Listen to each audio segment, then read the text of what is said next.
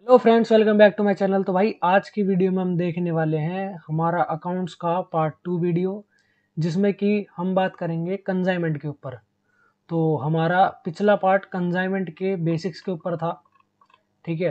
तो ये जो पार्ट होने वाला है ये हमारा होगा प्रॉपरली आगे, जो कि एक फर्दर बड़ा टॉपिक है जिसके बारे में हम बात करेंगे आज, जो कि होगा हमारा normal loss and abnormal loss. तो चलो फिर स्टार्ट करते हैं सीधा, और थोड़ा सा बेसिक से स्टार्ट करेंगे और फिर क्वेश्चन पे आएंगे। तो ये हमारा आज जो है पार्ट 2 वीडियो है, और ये पार्ट 2 है कंसाइनमेंट का। और आपको डिस्क्रिप्शन में इस पूरी प्लेलिस्ट की लिंक भी मिल जाएगी, राइट। और आप चैनल को सब्सक्राइब करके और आगे इसे सपोर्ट कर सकते हैं। इसमें क्या है, आप प्लेलिस्ट में जाके और अदर सब्जेक्ट की वीडियोस को भी देख सकते हो, राइट। तो इस टाइम हमारा कंसाइनमेंट चल रहा है, और इसमें हम इस टाइम अपने टॉपिक नंबर 2 के ऊपर है, जो कि होने वाला है हमारा normal loss and abnormal loss. इसको कैसे ट्रीट करते हैं, तो सबसे पहले हमें समझना पड़ेगा बेसिक कि नॉर्मल लॉस कौन सा होता है, एबनॉर्मल लॉस कौन सा होता है। फिर इनका क्या देखेंगे हम, ट्रीटमेंट, कि इसे करना कैसे होता है। और भाई इस वीडियो के बाद आपको ये नहीं सोचना पड़ेगा कि वाई, हाउ, कैसे करें, मतलब क्या होता है, कैसे करें। क्योंकि कईयों का ना ऐसे क्वेश्चन में जिनमें नॉर्मल लॉस और एबनॉर्मल लॉस होता है, वो भटक जाते हैं, कहीं ना कहीं गलती हो जाती है। तो इसीलिए आईसीआई की ही, ये कोई मेरी अपनी स्टेटमेंट नहीं है, आईसीआई की स्टेटमेंट ऐसे क्वेश्चंस को सॉल्व करने के लिए वो मैं आपको बताऊंगा। शायद कुछ टीचर्स ही बताते होंगे आपको, क्योंकि हर कोई टीचर अपने अलग अलग मेथड बताता है इस कॉन्सेप्ट को इजी करने के लिए, लेकिन उससे वो और ज़्यादा हार्ड हो जाता है। तो आज हम समझेंगे इस स्टेटमेंट से कैसे सोल्व करें। तो सबसे पहले हम चेक करते हैं कि एबनॉर्मल लॉस और नॉर्मल लॉस होता क्या है विद एन एग्जांपल। तो चलते हैं सीधा एग्जांपल पे। अब हम समझते हैं कि एबनॉर्मल लॉस और नॉर्मल लॉस होता क्या है। इसे थोड़ा सा फनी एग्जांपल भी लेंगे और एक थोड़ा सीरियस एग्जांपल लेंगे। तो सबसे पहले एक फनी एग्जांपल लेते हैं इस चीज़ का। देखो, आपके मम्मी पापा हैं, राइट, ये हैं पेरेंट्स आपके। और मान लो घर में कोई ओकेजन है, कोई फंक्शन है, राइट। और उन्होंने बोला कि भाई आज बाहर से खाना लाते हैं। तो बाहर से एक रेस्टोरेंट है, एक मतलब लेके आना, घर पे खाएंगे। तो ये है एक रेस्टोरेंट, ठीक है। और आप वो इनके छोटे मोटे नन्हे से बच्चे, इन्होंने बोला भाई ले पकड़ 500 रुपये, और हम कोई XYZ क्या ले लेते हैं, कोई फूड ले लेते हैं जो कि 1 kg आएगा, ठीक है। बहुत मतलब ऐसा एग्जांपल है कि आप रिलेट कर पाओगे इस चीज़ से। उन्होंने आपको इंस्ट्रक्शन दी कि ले भाई तू 500 रुपये पकड़, और कोई XYZ फूड है जो कि 1 kg आएगा, ये लेके आ इस रेस्टोरेंट से। आप गए दौड़ते दौड़ते सीधा, आपने बोला भाई से कि यार ऐसे ऐसे एक XYZ फूड है भाई, 1 किलो कर दो, ठीक है। वो बना रहा, ठीक है, आपने उसे 500 रुपये दे दिए। अब अकॉर्डिंग टू दिस सिचुएशन आप बताओ 500 रुपये में, ₹500 में कितना सामान आना चाहिए था प्रॉपर। ये क्या लिख दिया मैंने, proper 1 kg of goods, right. अब देखते हैं दुकान पे हुई क्या सिचुएशन। अब दुकान पे चेक करते हैं। दुकान पे आप खड़े हो, ठीक है। और ये वो बनाने वाला खड़ा है, ये कढ़ाई ले रखी है इसने हाथ में, और ये यहाँ पे बना रहा है, राइट। अब बनाने के बाद उसने एक अपने कंटेनर में डाला, ठीक है। और उसमें से ना उसने आपको थोड़ा सा टेस्ट करने के लिए दिया। मान लो आप चाप लेने गए थे, तो आपको चाप टेस्ट करने के लिए दी उसने कि भाई देखो सही बनी है।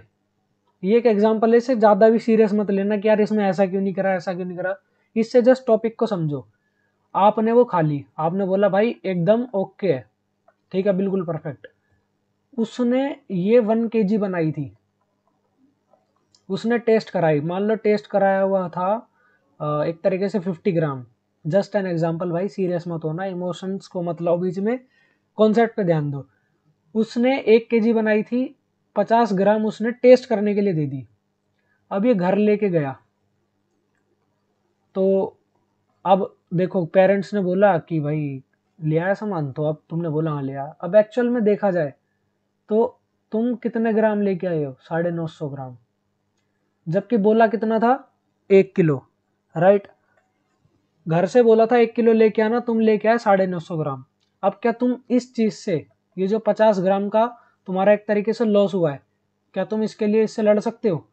क्या तुम उससे ये बोल सकते हो कि भाई मेरे को पहले से ही 1 किलो 50 ग्राम एक्स्ट्रा बना के दे, ताकि मैं 1 किलो घर लेके जाऊं वापस? वो बोलेगा भाई तेरे को दे रहा हूँ, तेरे को टेस्ट करवा रहा हूँ, तेरी जिम्मेदारी है, वरना मैं तो भाई नमक कम डालूंगा, मिर्च ज्यादा तेज रख दूंगा, उल्टी सीधी बना दूंगा, फिर मेरे ऊपर नहीं आना चाहिए। ठीक है, अब ये तो हो गया एक फनी एग्जाम्पल। अब इसे थोड़ा अच्छे से रिलेट करते हैं, अब आप थोड़ा इसे ढंग से समझोगे। अभी तक भी अगर आपको समझ नहीं आया तो कोई दिक्कत नहीं भाई, टेंशन मत लो। देखो, ये है एक पेट्रोल पंप, ठीक है, और ये है ऑयल स्टेशन, मतलब बहुत बड़ा, जहाँ पर इनका पूरा कंटेनर होता है। मतलब पेट्रोल पंप पे जहाँ से पेट्रोल आता है, मतलब कोई ना कोई ऐसी जगह होगी ना जहाँ से पेट्रोल पंप के अंदर पेट्रोल आएगा, तो यहाँ से ऑयल स्टेशन से पेट्रोल ट्रक में भर के आता है। आपने देखा होगा पेट्रोल पंप पे ना बड़े बड़े ट्रक लगे होते हैं, वो गोल गोल ऐसे करके होता है, और आगे ऐसे ट्रक होता है वो, ठीक है। तो ऐसे वो ट्रक आता है। अब पता है क्या होता है, जो पेट्रोल है वो एक तरीके से क्या कहते हैं उसे, इवापोरेट होने वाला आइटम है। इवापोरेट मतलब हवा में उड़ जाता है, आपने देखा भी होगा, या फिर ऐसे कई आइटम होते हैं जो हवा में उड़ जाते हैं। तो पेट्रोल में क्या सीन होता है, देखो जिसको पता ना हो पेट्रोल के बारे में, अगर आप मान लो 100 लीटर पेट्रोल डलवा रहे हो, तो आपका ना अप्रोक्सीमेटली 98 लीटर ही उसमें होगा। और ये होता है क्योंकि डालते टाइम देखो, आप डाल रहे हो, ठीक है, स्कूटी के अंदर, बाइक के अंदर, तो ऑब्वियस सी बात है जिस टाइम डाल रहे हो ना उस टाइम कुछ ना कुछ इवेपोरेट होगा। तो ये एक तरीके से नॉर्मल लॉस है हमारा। हम उससे ये नहीं बोल सकते कि भाई तू एक काम कर 102 लीटर डाल ताकि मेरे को परफेक्ट 100 लीटर मिले। वो बोलेगा भाई ये तेरी टेंशन है, ठीक है, मैं अपनी तरफ से 100 लीटर डाल रहा हूँ, और वो बीच में उड़ जा रहा है ड्यू टू नॉर्मल। और अब देखो थोड़ा और बताता हूँ और अच्छे से, ताकि ये नॉर्मल वर्ड का मतलब समझ आए। हम हमारा लॉस हो रहा है और हम उस चीज को नॉर्मल बोल रहे हैं। हम उसे क्यों नॉर्मल बोल रहे हैं? हम उसे नॉर्मल इसलिए बोल रहे हैं क्योंकि जनरल सी चीज है। जनरल चीज कैसे? जो आपके साथ हो रहा है, जो आपके साथ हो रहा है, आप इसे हिंदी में भी लिख सकते हो अपने नोटबुक के अंदर। जो आपके साथ हो रहा है वो सबके साथ हो रहा है, वो सबके साथ हो रहा है। कभी भी आपको नॉर्मल लॉस का कॉन्सेप्ट लिखना हो तो वहां पर ये चीज जरूर लिख लेना। इसमें क्या है, आप अपनी बाइक लेके गए, ठीक है, ये क्या बना दिया मैंने भाई, बाइक ऐसे थोड़ा ना बनती है। मान लो आप अपनी बाइक लेके गए, ये आपकी बाइक गई पेट्रोल पंप पे, आपका दोस्त भी बाइक बाइक लेके गया, ठीक है, और एक और थर्ड पर्सन आपका नेबर भी पेट्रोल पंप पे बाइक लेके गया, ठीक है, ये है पेट्रोल पंप। अब तुम तीनों ही क्या कर रहे हो, 100 लीटर डलवा रहे हो। 100 तो नहीं बोलेंगे बट एग्जाम्पल बोल लो, 100 लीटर डलवा रहे हो, तुम्हें 98 लीटर मिला, क्योंकि 2 लीटर ना हमेशा इवापोरेट होगा ही होगा, क्योंकि उसका नेचर ही ऐसा है, ठीक है। वो ऐसा खर्चा है कि जो होना ही है, जो ऐसा लॉस है वो होगा ही, तुम कितनी कितनी ही कोशिश कर लो ये होना है, नॉर्मल है। क्या तुम्हें लगता है अगर ये 100 लीटर डलवाएगा, आपका ये फ्रेंड है, ये आप सेल्फ हो, और ये आपका नेबर है, ये डलवाएगा तो इसे भी 98 लीटर मिलेगा। ये आपका नेबर डलवाएगा तो इसकी कोई खुद की फर्म थोड़ी ना है, इसको भी 98 लीटर मिलेगा। इसका मतलब कि हम पैसे जो पेमेंट कर रहे हैं वो 100 लीटर के लिए पे कर रहे हैं। मान लो 1 लीटर 80 रुपए का है, 1 लीटर इक्वल्स टू 80 रुपये, तो हमें 8,000 रुपये देने पड़ेंगे। लेकिन एक्चुअल में हमें 98 लीटर ही मिलेगा, लेकिन इस 98 लीटर के लिए भी हमें 8,000 रुपये ही देने पड़ेंगे। इसका मतलब हमारी क्वांटिटी कम हो गई लेकिन अमाउंट वही रही, राइट? ऐसा होता है। अब एबनॉर्मल लॉस क्या हुआ, एबनॉर्मल लॉस बताते हैं।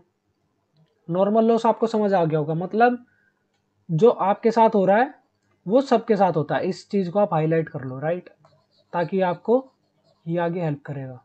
इसको आप लिख भी लेना जहां भी आप अपने इस ये नोट्स बना रहे होगे, ठीक है। तो अब आगे चेक करते हैं नॉर्मल लॉस का। तो अब एब नॉर्मल लॉस का आपको समझ आ गया क्या होता है कॉन्सेप्ट। अब समझते हैं एब नॉर्मल लॉस का। तो एब नॉर्मल लॉस में क्या होता है, देखो आपकी एक शॉप थी, ठीक है, ये आपकी शॉप, अब इसमें लग गई आग, फायर, और ये इसमें मतलब अब आग लगेगी तो सामान भी खराब होगा। मान लो 10,000 रुपये का सामान डिस्ट्रॉय हो गया, खराब हो गया, ठीक है। अब मेरे को एक बात बताओ, क्या आग लगना ऐसा है कि भाई मान लो कोई भी बंदा शॉप खोलेगा तो हमेशा आग लगेगी ही लगेगी? क्या आग लगना सबके साथ है, सबके साथ होता है? तो इसका हम आंसर देंगे नहीं। देखो, जो प्रिकॉशंस रखेगा, अपने दुकान में सेफ्टी रखेगा, उसके में आग नहीं लगेगी। अब किसी ने कोई गलती कर दी, बाय चांस कोई मिस हैपनिंग हो गई तो आग लग जाएगी भाई। तो इसका मतलब ये चीज़ सबके साथ नहीं है, ये कभी कभी कभी कभी मिस हैपनिंग की वजह से हो जाता है, यानी कि इसमें हमारी कोई गलती नहीं है। अब ऊपर वाला जो था नॉर्मल लॉस, भाई ये तो होना ही है। एक तरीके से ये फैक्ट हो गया कि भाई कभी भी हम 100 लीटर लेने जाएंगे ना तो 98 लीटर ही मिलेगा, तो ये तो फैक्ट हो गया, 2 लीटर का नुकसान होना ही होना है। और इसके लिए हम ना अपने आप को कुछ बोल सकते, ना पेट्रोल पंप वाले को बोल सकते, हमें 100 लीटर के ही पैसे देने पड़ेंगे।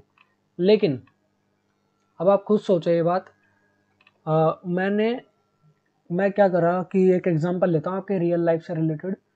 आप स्टेशनरी की दुकान पे गए, राइट, और क्योंकि मैं देखो आपका बेस क्लियर कर रहा हूँ, इसके बाद आपको 5 मिनट लगेंगे वो स्टेटमेंट समझने के लिए।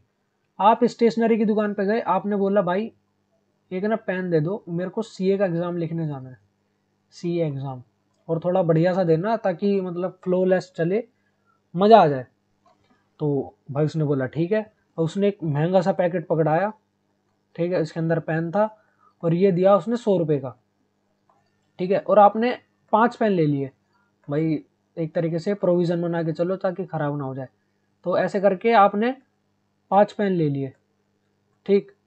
अब हुआ क्या कि जब आप घर आए तो आपने देखा यार 2 पेन ना बिल्कुल ख़राब हैं, नॉट वर्किंग, चल ही नहीं रहे। तो अब आप ये बताओ, क्या कोई भी 5 पेन लेने जाएगा, क्या जरूरी है उसके 2 पेन खराब ही निकलेंगे? भाई हमारी तरफ से तो पक्का रहता है ना कि सारे पांचों के पांचों बिल्कुल सही चलेंगे। इसका मतलब ये जो 2 पेन खराब आए हैं, ठीक है, ये जो 2 पेन खराब हैं, ये एबनॉर्मल लॉस है। ये कोई नॉर्मल ऐसा कल्चर नहीं है कि कभी भी हम 5 पेन खरीदेंगे तो सीधा 2 पेन हमारे खराब ही जाएंगे।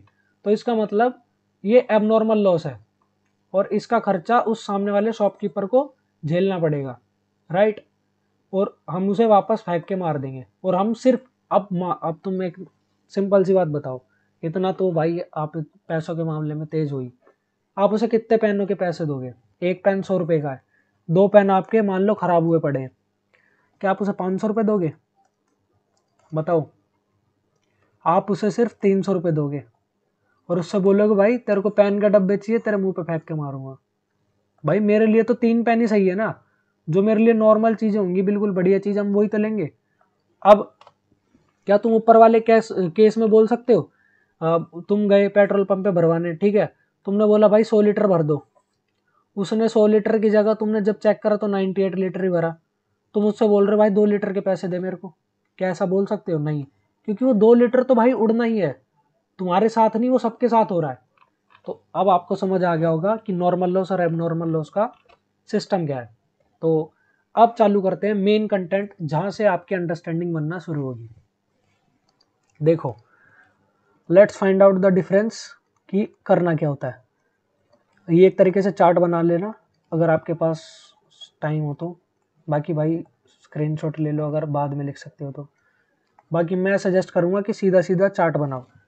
देखो, जब नॉर्मल लॉस होता है ना तो हमारी क्वांटिटी और प्राइस, यहीं पे सेम एग्जांपल लेते हैं, 100 लीटर 8,000 रुपये, ठीक है। जब नॉर्मल लॉस होगा तो हमारा ये जो क्वांटिटी है वो कम हो जाती है, ठीक है, ये क्या चल गया, हमारी जो क्वांटिटी है वो कम हो जाती है, लेकिन प्राइस रिमेन कांस्टेंट। ये बात बहुत ध्यान रखना, क्योंकि ये मैं बिल्कुल समझा चुका हूँ, अब बस आपको सिर्फ स्टेटमेंट समझनी है और आपके क्वेश्चन चुटकियों में होंगे। प्राइस रिमेन क्या होता है, कांस्टेंट। आप समझते हैं यहाँ पे इधर क्या होता है भाई, इधर का केस भी समझ लेते हैं। यहाँ पर हम कुछ और एग्जांपल लेते हैं, क्वांटिटी और प्राइस। पेन वाला एग्जांपल लेते हैं। 5 क्वांटिटी थी और 500 रुपये की बनती थी, ठीक है। यहाँ पे रुपीज़ लगा देता हूँ ताकि और क्लैरिटी आ जाए। 5 पेन थे, क्वांटिटी 500 रुपये की बनती थी। यहाँ पर हमारी क्वांटिटी कम हुई तो वैसे ही हमारा प्राइस भी कम हो गया। इसका मतलब इसे समझा जाए तो अरे क्वांटिटी गिरी, प्राइस भी गिरा, यानी कि हाँ, इसका मतलब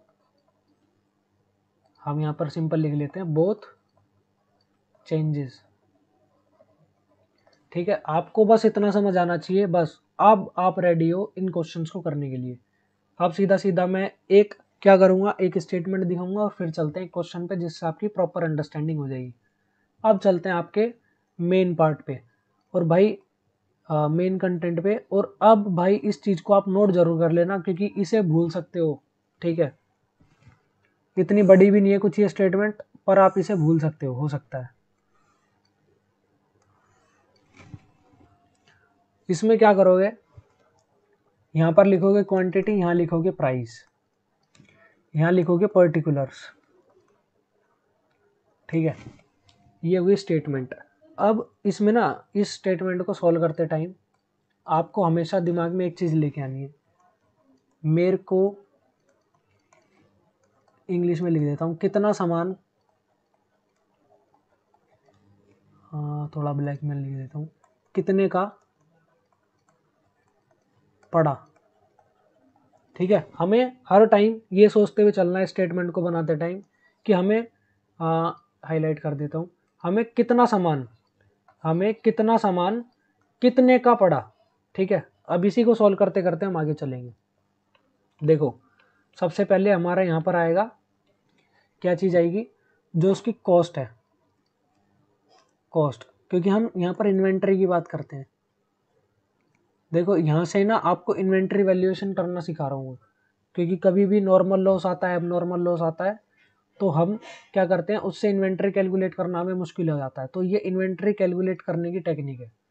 तो हम लास्ट में देखेंगे कि जो हमारी इन्वेंट्री बच रही है लास्ट में, उसकी कॉस्ट क्या है। उसकी कॉस्ट, जो प्राइस होगा वो यहाँ लिखेंगे, क्वांटिटी होगी यहाँ लिखेंगे, ठीक है। इसके बाद यहाँ पर कंजाइनर एक्सपेंसेस जुड़ेंगे, जो कि मैंने आपको बेसिक पार्ट में बता दिया था कि जो भी कंजाइनर के खर्चे होते हैं वो क्या होगा, हमारी उसमें कॉस्ट में वो ऐड होते जाते हैं। कंजाइनर के एक्सपेंसेस, साथ में इसमें क्या आएगा, कंजाइनी के एक्सपेंसेस, राइट। ये उसकी कॉस्ट में जुड़ते जाते हैं। अब आप ये बताओ, अभी तक आपको समझ आया है क्या कर रहा हूँ मैं? नहीं आया होगा, कोई दिक्कत नहीं है, अभी आपको समझ आने लगेगा थोड़ा थोड़ा, क्योंकि जब मैं इसे एक्सप्लेन करूँगा तब आपको ये समझ आएगा। देखो, अब समझते हैं सिचुएशन। इन्वेंट्री थी, इतनी क्वांटिटी थी इतने रुपए की। जब हम एग्जांपल नंबर्स के साथ करेंगे ना, तब आपको ज़्यादा समझ आएगा।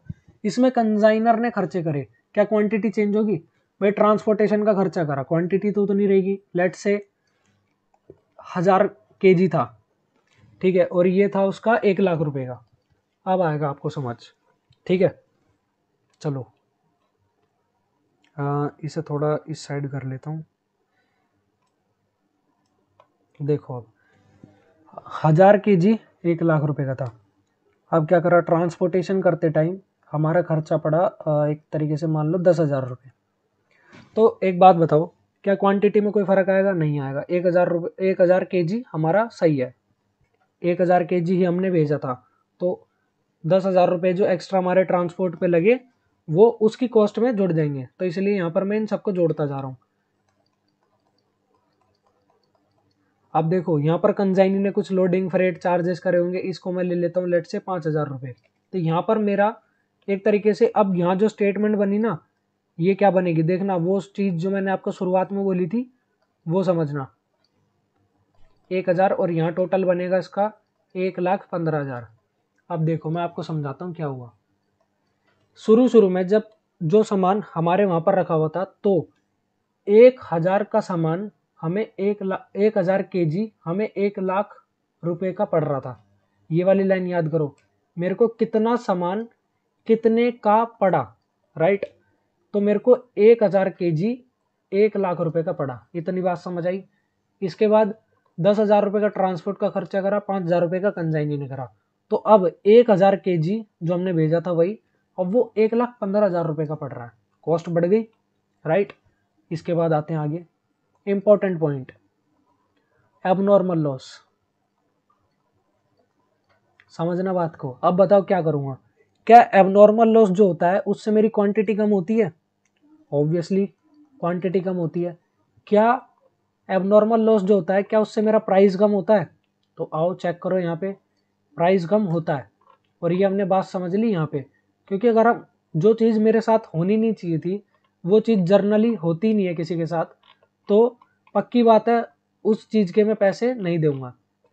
तो यहाँ पर जो चीज़ एबनॉर्मल है उस चीज़ का खर्चा कम हो जाएगा, पक्की बात है।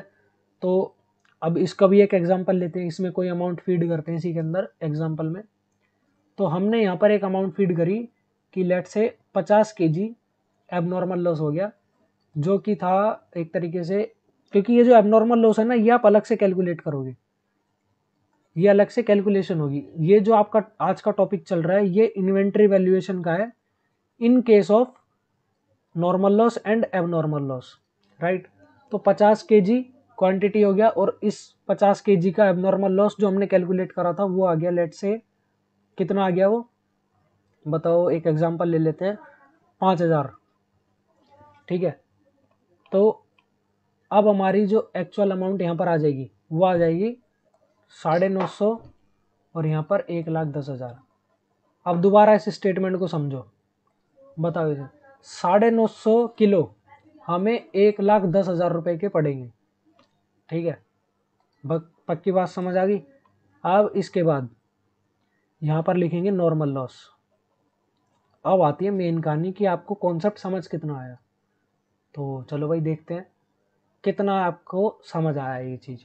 नॉर्मल लॉस हुआ है हमारा, ठीक है।